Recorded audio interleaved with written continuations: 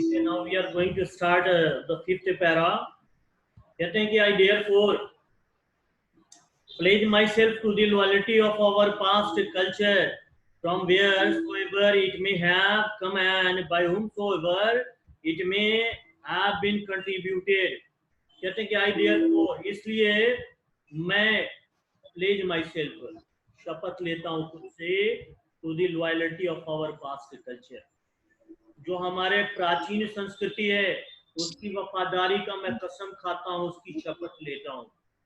ठीक है. From where so ever, जहाँ कहीं से, इट मे हैव कम, ये आया होगा. ठीक है. जहाँ कहीं से संस्कृति है जिस किसी ने भी दी हो, हमें नहीं पता. who had established our culture, who had given the shape of our culture, but whomever had developed the culture, I am loyal to this culture. ठीक है. ये कहते हैं and by whomsoever it may have been contributed, या किसी के द्वारा इसमें योगदान दिया गया हो, कोई भी हो. I therefore pledge myself to the loyalty of our culture. इस प्रकार से मैं क्या करता हूँ, मैं कसम खाता हूँ, शपथ लेता हूँ अपने ये संस्कृति की वफादारी की प्रतिज्ञा लेता हूँ. ठीक है. आगे कहते हैं I pledge myself to the service of the totality to my country's culture. ये कहते हैं कि मैं कसम लेता हूँ खुद से, मैं शपथ लेता हूँ खुद से, मैं प्रतिज्ञा करता हूँ खुद से, to the service of the totality. ये जो सेवा है, totality to my country's culture, जो मेरे संस्कृति, देश की संस्कृति है, की समग्रता, की संपूर्णता की सेवा करने की मैं कसम खाता हूँ, मैं शपथ लेता हूँ. Did you get the point?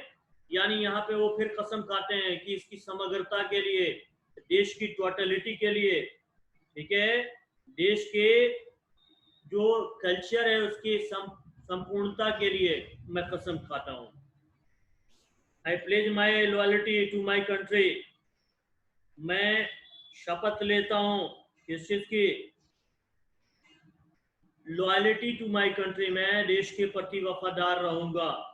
Irrespective of religion और लैंग्वेज, बिना धर्म या भाषा की परवाह किए हुए, यानी हम किसी धर्म और भाषा की बात नहीं करेंगे.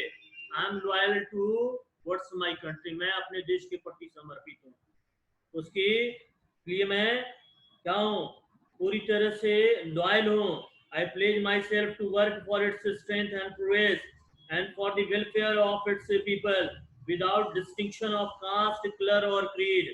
और कहते हैं कि मैं शपथ लेता हूँ to work for state's strength, इसकी शक्ति के लिए मैं काम करूंगा, and progress, और इसकी उन्नति के लिए, and for the welfare of its people, और इसके लोगों के भलाई के लिए, without distinction, बिना किसी भेदभाव के, of caste, color और creed, यानी किसी कास्ट की बात नहीं होगी, किसी रंग भेद की बात नहीं होगी, और किसी क्रीड यानी किसी मूल वंश की बात नहीं होगी. ये कहते हैं कि मैं इसकी शक्ति यानी ताकत और प्रगति और अपने लोगों के कल्याण के लिए जाति, रंग या पंथ के भेद के बिना काम करने की प्रतिज्ञा लेता हूँ, कसम खाता हूँ कि मैं इसके लिए काम करूंगा. The whole of Bharat is my home. ये संपूर्ण भारत मेरा घर है. And it's people are my family, और इसके लोग मेरे परिवार हैं. The people have chosen to make me the head of this family. लोगों ने चुना है मुझे बनाने के लिए the head of this family, यानी उन्होंने चुना है कि मैं इस फैमिली का मुखिया हूँ, शीर्ष हूँ. फॉर ए सर्टेन टाइम, एक निश्चित समय के लिए, it shall be my earnest endeavor to seek to make this home strong and beautiful, a worthy home for a great people engaged in a fascinating task of building up a just and prosperous and graceful life.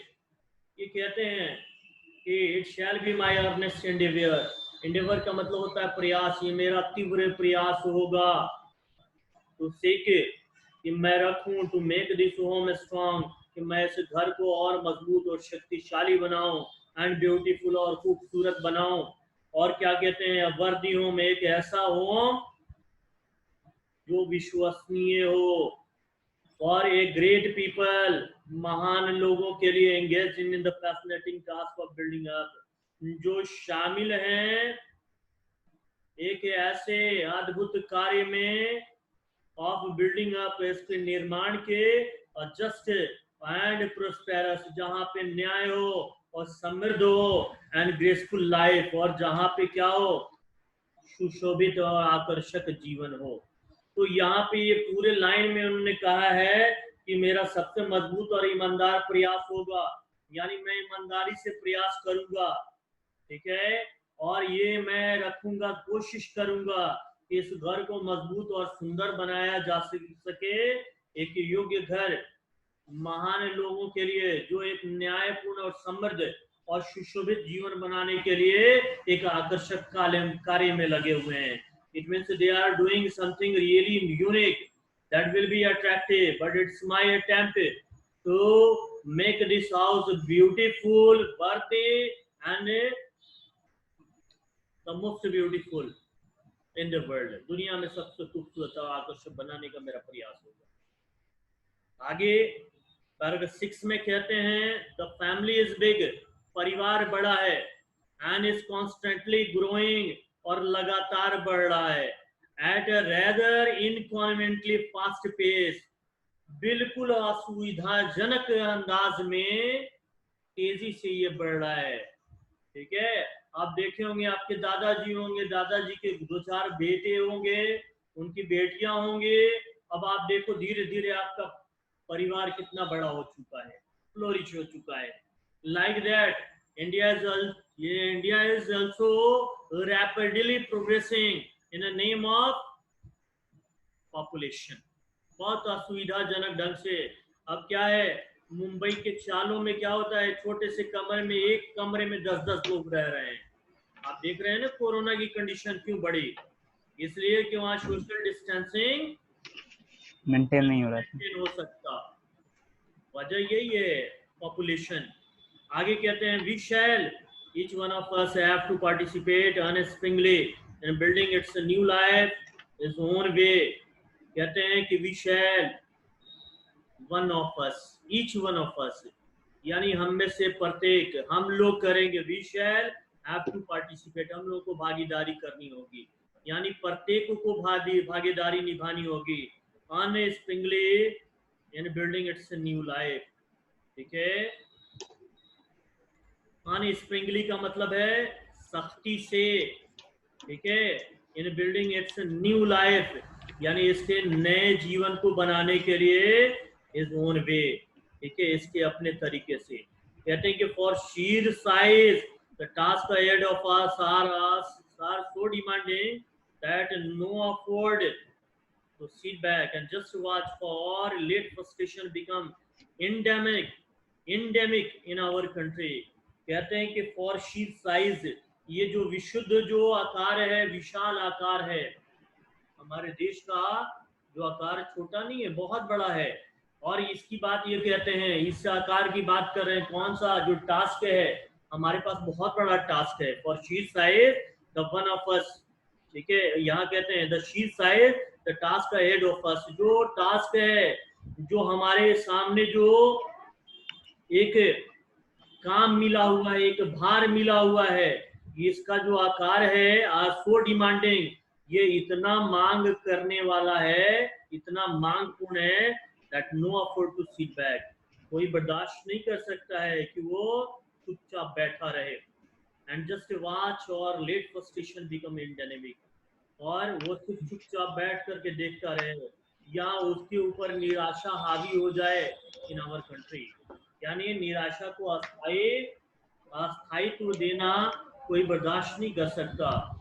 इस तरह से हमारे सामने बहुत बड़ा task है, लोग 1 अरब 30 करोड़ लोग हैं, और धीरे धीरे बढ़ भी रहा है, तो हम हाथ पे हाथ बैठ सकते हैं। आप देखा ना कि लॉकडाउन खत्म करने के लिए हम क्यों मजबूर हुए। इसलिए मजबूर हुए कि अगर हम लोग कुछ दिन और लॉकडाउन करके बैठेंगे तो सारे लोग भूखे मरने लगेंगे। ये हमारी मजबूरी है, हमारा पॉपुलेशन इतना बड़ा है, तो government is not able to maintain the whole population. इसको मेंटेन करने का सामर्थ्य नहीं रखती है। सारी बात समझ में ना। The situation demands of us work, ये जो सिचुएशन है, परिस्थिति है, हमसे काम की मांग करती है। सारी बात समझ में ना। हमसे क्या कहती है कि हम कुछ करें, वर्क एंड मोर वर्क, यानी काम और ज्यादा काम करें। साइलेंट एंड सिंसियर वर्क, चुपचाप शांत और ईमानदार काम करें। Solid and study reconstruction of the whole material and culture life of our people. और क्या कहते हैं कि सॉलिड एंड स्टडी, यानी एक ठोस और लगातार reconstruction of the whole material, जो पूरा जो मटेरियल है, जो संपूर्ण जो सामग्री है, ठीक है, and culture life of our people, इन सब के निर्माण के लिए हमें क्या करना पड़ेगा, सॉलिड वर्क करना होगा और स्टडी वर्क करना पड़ेगा। सॉलिड का मतलब होता है ठोस और स्टडी का मतलब होता है लगातार, कंटिन्यूटी में हमें सारे वर्क करने पड़ेंगे। Did you get the point? सारी बात समझ में। तो आपको मैंने ये 6 पैरा तक पढ़ा दिया है, बाकी के 2-3 पैरा रह जाते हैं, कल मैं पढ़ाऊंगा। ठीक है? Okay sir. Okay, see you again tomorrow. बाकी आप देख लेना थोड़ा बहुत। Good day. Good day sir.